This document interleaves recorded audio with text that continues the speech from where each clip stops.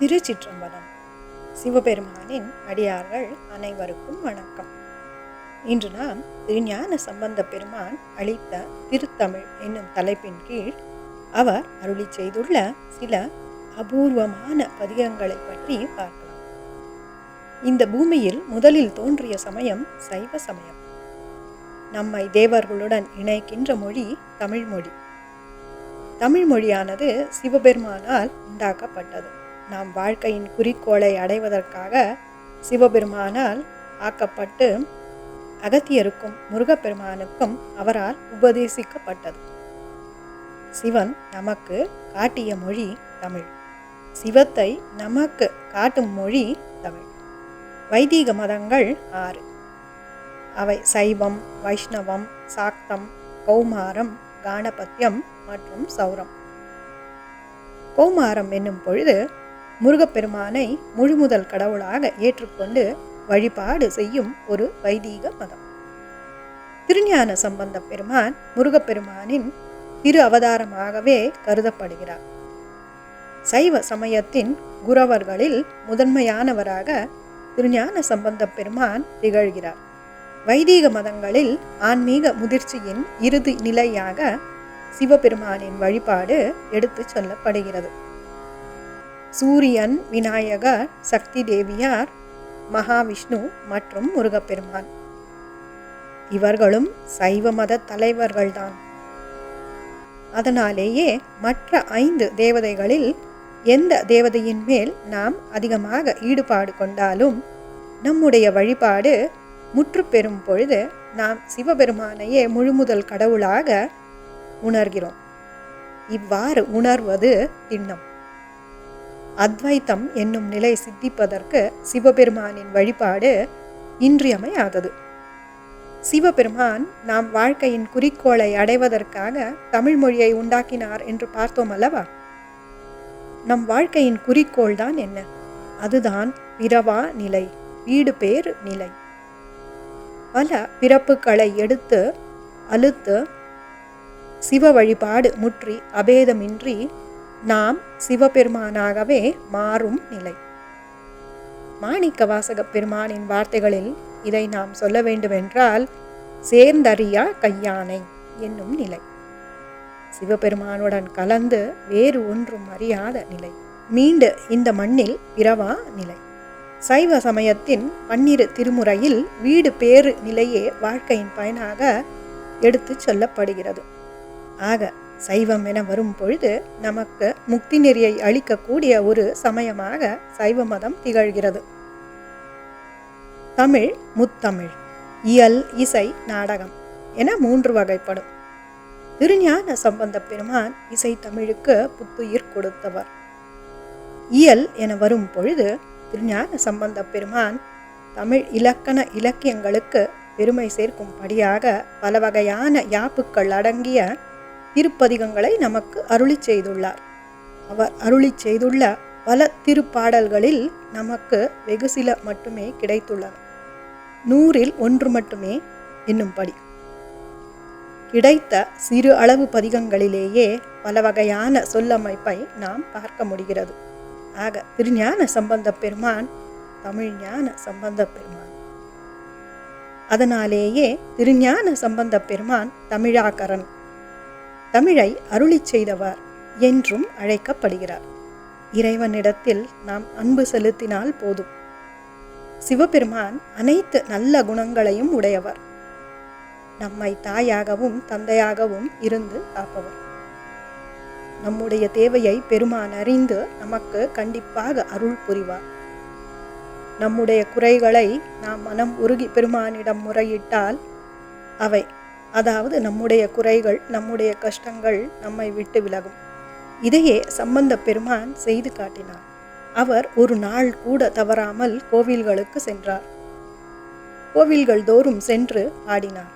அவர் பாடியது நமக்காகவே. தேவாரம் பாடுவது நம்முடைய குறையை இறைவனிடம் தெரிவிப்பதற்காகவே. நாமும் இந்த பாடல்களை தினமும் பாடி வருவோம். நமக்கு வேண்டியதை இறைவன் கொடுப்பான். திருமுறை பாடல்கள் அனைத்தும் உயர்ந்தவையே. இதில் உயர்வு தாழ்வு என்று ஒன்றுமில்லை. நாம் ஒரே ஒரு பாடலை கூட மனப்பாடம் செய்து கோவிலுக்கு சென்று இறைவன் முன் முறையிட்டு வந்தால் வாழ்க்கைக்கு தேவையான எல்லா நன்மைகளும் கிடைக்கும். இந்த வாழ்க்கைக்கு பின் இறைவன் வீடு பேரையும் கொடுத்து அருளுவான். திருஞான சம்பந்த பெருமான் பாடியுள்ள தேவார பாடல்கள் 1, 2 மற்றும் 3ஆம் திருமுறையாக தொகுக்கப்பட்டுள்ளன.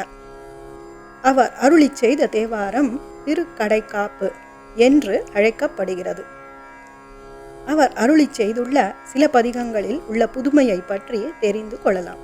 அவர் அருளி செய்த பாக்கள் அனைத்துமே மிகவும் புதுமையானவைதான். அதில் வேறு கருத்து இல்லைதான். திருப்பதிகங்களில் சிலவற்றை, அதிலும் மொழிமாற்று, ஏகபாதம், திரு எழு கூற்றிருக்கை, மாலை மாற்று, சக்கர மாற்று, ஈரடி மேல் வைப்பு, 4 அடி மேல் வைப்பு, திருமுக்கால், யமகம், திரு இருக்கு குரல் போன்றவற்றையும், இசை பற்றி யாழ்முறி, திருத்தாளஜதி, திருவிராகம், திருகோமூத்திரி போன்றவற்றையும் தெரிந்து கொள்ளலாம். முதலில் நாம் பார்க்க இருப்பது மொழிமாற்று பதிகங்கள். அதிலிருந்து ஒரு பாடல். உரித்தது பாம்பை, உடல் மிசை இட்டதோர் ஒன் களிற்றை, எரித்ததோர் ஆமையை, இன்புறப் பூண்டது முப்புறத்தை, செருத்தது சூலத்தை, ஏந்திற்று தக்கனை வேள்வி, வல்நூல் விரித்தவர் வாழ்தரு வெங்குருவில் வீற்றிருந்தவரை. இது சீர்காழி தலத்தின் பாடல். முதல் திருமுறையில் 117வது பதிகம், 4வது பாடல். இந்த பதிகத்திற்கு திருஞான சம்பந்த பெருமான் எழுதியுள்ளபடியே பொருள் கொண்டால், சிவபெருமான் பாம்பை உரித்தார், பெரிய யானையை தன் உடலின் மேல் வைத்து கொண்டார், ஆமையை எரித்தார், திரிபுரத்தை அணிந்து கொண்டார், சூலத்தை கோபித்து அழித்தார், தக்கனுடைய வேள்வியை ஏற்றுக்கொண்டார். இவ்வாறு பல அறிஞர்கள் வாழும் வெங்குருவில் வீற்றிருந்த பெருமான் என பொருள்படும். ஆனால் சிவபெருமான் இது எதையுமே செய்யவில்லை, இப்படி செய்யவே இல்லை. இது நமக்கே தெரியும். இந்த செய்யுள் அமைப்பை மொழிமாற்று முறையில் பொருள் கொள்ள வேண்டும். உரித்தது களிற்றை, உடல் மிசை இட்டது பாம்பை, எரித்தது முப்புறத்தை, பூண்டது ஆமையை, செரித்தது தக்கனை வேள்வி, ஏந்திற்று சூலத்தை. இவ்வாறு மாற்றி பொருள் அமைத்து கொள்ளல் வேண்டும். அறிஞர்கள் வாழும் வெங்குரு என்னும் தலத்தின் இறைவன் சிவபெருமான். சிவபெருமான் யானையின் தோலை உரித்தார், தன் உடம்பின் மீது பாம்பை அணிந்து கொண்டார், முப்புறத்தை எரித்தார், ஆமையை அணிகலனாக கொண்டார், தக்கனுடைய வேள்வியை கோபித்து அழித்தார், சூலத்தை ஏந்தி கொண்டார் என்ற பொருள் வரும்படி மாற்றி அமைத்து பொருள் கூற வேண்டும். இவ்வாறே இந்த பதிகம் முழுவதும் 12 பாடல்களில் வரும் சொற்களை பொருள் அமைப்பிற்கு ஏற்ப நாம் மாற்றி அமைத்து கொள்ள வேண்டும்.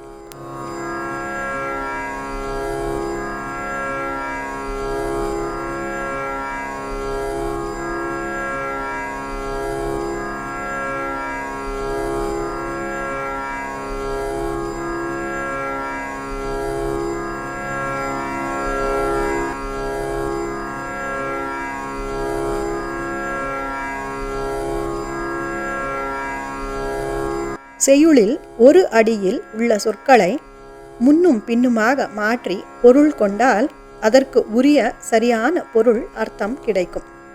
பாடலில் வரும் சொற்கள் அமைப்பிற்கு ஏற்ப மாற்றிக்கொள்ள வேண்டும். இது மொழிமாற்று இலக்கணம். செய்யுளின் சொற்களை முறை மாற்றி பொருள் கொள்வது மொழி மாற்று பொருள்கொள் என அழைக்கப்படுகிறது. இரண்டாவதாக நாம் பார்க்க இருப்பது மாலை மாற்று. மாலை என்றால் பல பூக்களை கொண்டு தொடுக்கப்பட்டது அல்லது பல வகை மணிகளால் கோர்க்கப்பட்ட கழுத்தில் அணியும் அணிகலன் வடம். ஒரு மாலை என வரும் பொழுது அதற்கு 2 நுனிகள் இருக்கின்றன அல்லவா? அந்த 2 பக்கங்களில் எது முதல் எது முடிவு எனவும் சொல்ல முடியாது அல்லவா? ஆக ஒரு மாலைக்கு 2 தலைப்புகள் உண்டு என்றாகிறது. இந்த 2 தலைப்புகளில் எதனை முதலாக கொண்டு பார்த்தாலும் அந்த மாலை ஒன்று போலவே ஒரே தன்மை உடையதாக தோன்றுகிறது. அதே போல ஒரு பாடலை முதலில் இருந்து நோக்கினாலும் முடிவிலிருந்து பார்த்தாலும் அதே பாடல் அமையும்படி எழுத்துக்களை புதிய அமைப்புடன் பாடுவது மாலை மாற்று. பெருமான் மாலை போல பதிகங்களை அமைத்து சிவபெருமானுக்கு சூட்டி அழகு பார்த்துள்ளார். பூக்களுக்கு பதிலாக எழுத்துக்களை நிரல் அமைத்து பாடியுள்ளார். சிவபெருமானின் உள்ளத்தை கொள்ளை கொண்டுள்ளார். இப்பொழுது நாம் மாலை மாற்று பதிகத்தின் ஒரு பாடலை விரிவாக பார்க்கலாம். இந்த தேவார தலம் சீர்காழி. இது 3ஆம் திருமுறை. யா மா மா என தொடங்கும் பதிகம்.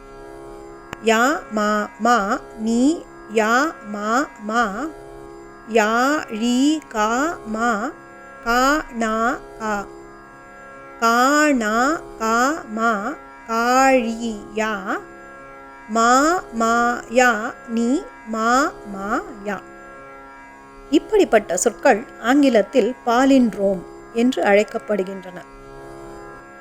நாம் வலதிலிருந்து இடதாக படித்தாலும் அல்லது இடப்பக்கத்திலிருந்து வலப்பக்கமாக படித்தாலும் ஒன்றாகவே இருக்கும். செய்யுள் மாறாது. இதன் பொருளையும் நாம் தெரிந்து கொள்ளலாம். யாம் ஆமா நாங்கள் ஆகுமா. நீ ஆம் ஆம் நீ ஒருவனே ஆவாய். மா யாழி பெரிய யாழ் வாசிப்பவனே. யாழ் என்றால் ஒரு வீணை. கா நாகா யாரும் காணும்படி நாகங்களை பாம்புகளை அணிந்து இருப்பவனே. காணா காமா யாருமே காண முடியாதபடி மன்மதனை அழித்தவனே. மன்மதனை சுட்டெரித்த பெருமான் சிவபெருமான். காமனுக்கு உடம்பு இல்லாமல் அவன் யாருடைய கண்களுக்கும் தெரியாமல் போகச் செய்த பெருமான் சிவபெருமான். காழி சீர்காழி காழி யா மா மா சீர்காழி என்னும் தலத்தில் உறையும் பெருமான். நீ மா மாயா மாயை என்னும் இந்த மயக்கத்திலிருந்து மா மாயை பெரிய மாயை என்னும் இந்த உலகம் என்னும் மயக்கத்திலிருந்து உயிர்களாகிய எங்களை நீ காத்து அருள்வாயாக. இவ்வாறு பொருள் வரும். இந்த பதிகத்தில் நெடில் எழுத்துக்கள் மட்டுமே உள்ளதை நாம் கவனிக்கலாம். ஆக மாலை மாற்று. முதல் தொடுத்தும் கடை தொடுத்தும் வாசிக்க ஒரு படித்தாய் முடியும் பா. அடுத்ததாக நாம் சக்கர மாற்று என்னும் பதிகங்களை பார்க்கலாம். சக்கர மாற்று பதிகங்கள் வேறு இலக்கியங்களில் வேறு எந்த பக்தி இலக்கியங்களிலும் கூட காணப்படுவதில்லை. சக்கர மாற்று சீர்காழியின் 12 பெயர்களையும் செய்யுள் தோறும் அமைந்த ஒரு பாடல். சீர்காழி என்னும் தலத்திற்கு 12 பெயர்கள் உண்டு.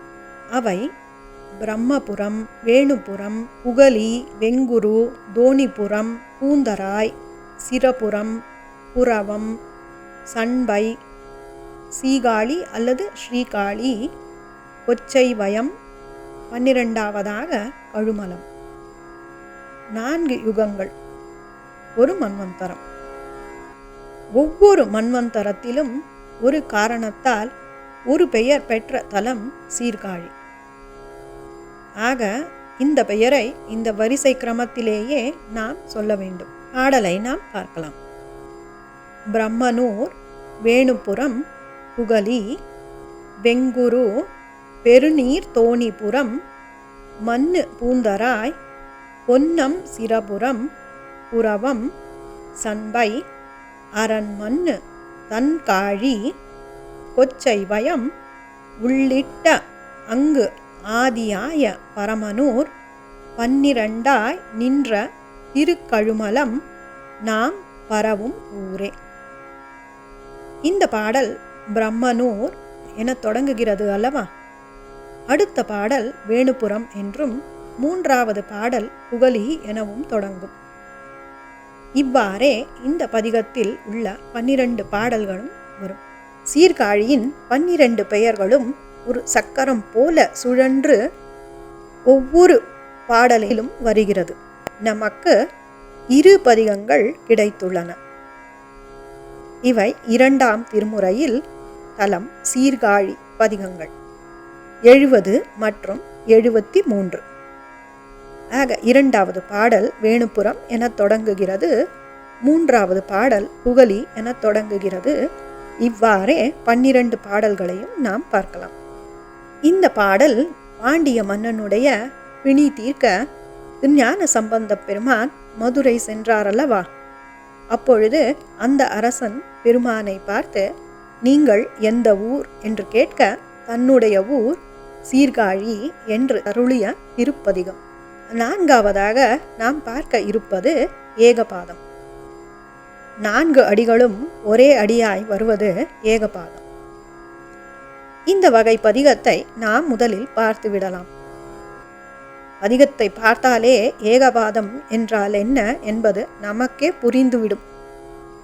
இது 1ஆம் திருமுறை பிரம்மபுரம் சீர்காழி என்னும் தலம். பிரம்மபுரத்துறை பெம்மான் எம்மான், பிரம்மபுரத்துறை பெம்மான் எம்மான், பிரம்மபுரத்துறை பெம்மான் நெம்மான், பிரம்மபுரத்துறை பெம்மான் எம்மான். ஆக இந்த ஏகபாத பதிகத்தை நாம் சில நிமிடங்களிலேயே மனனம் செய்து விடலாம் அல்லவா? ஆனால் நம்மால் பொருள் கூற முடியுமா? இவற்றின் பொருளை அறிந்து விளக்குவது அரிதிலும் அரிது, முடியவே முடியாத செயல். ஆனாலும் இந்த பதிகத்தின் 2வது பாடலின் பொருளை சிறிது பார்க்கலாம். இந்த 2வது பாடல் விண்டலர் பொழிலணி வேணுபுரத்தரன் என 4 முறை வருகிறது. விண்டு என்னும் சொல் விஷ்ணு, ஆகாயம், மேலுலகம், மேகம், காற்று, மலை, மூங்கில், அறநூல், தாமரை செடியின் ஒரு வகை.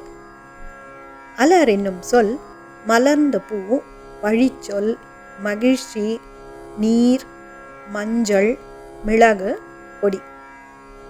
பொழில் என்னும் சொல்லிற்கு சோலை, பூந்தோட்டம், பெருமை, உலகம், நாடு, நாட்டின் பகுதி.